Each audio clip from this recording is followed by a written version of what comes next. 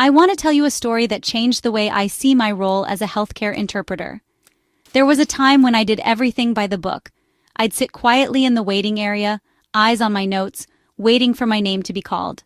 I was trained to be invisible, just a voice in the room, never the presence. But over time, I started to notice something important.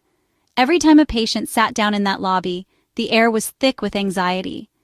You could see it in their hands, in the way they looked at the floor, the way they held their breath waiting for their name. And once inside the doctor's office, it all came flooding out. I remember one patient in particular. She came in for what was supposed to be a simple mammogram. But when the doctor started to speak, she broke down in tears. At that moment, I realized a medical appointment isn't just about tests or results. It's about emotions, the fear of bad news, the vulnerability of being seen and not always being understood. That day, instead of staying silent, I greeted her with a smile, introduced myself, and asked how she was feeling. I made small talk, not just to fill the silence, but to make her feel human, seen, and safe. I checked in, let her cry, waited until she was ready to speak, and made sure she knew that every question she had was worth answering.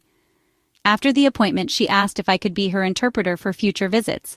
I was curious, so before she left, I asked her why. She told me that during her last visit, the interpreter felt robotic, like just another medical device in the room. She left that appointment with more questions than answers, feeling alone, unheard. But today, she said, with you, I feel like I'm being heard. You let me have my emotions. You check if I'm ready to talk.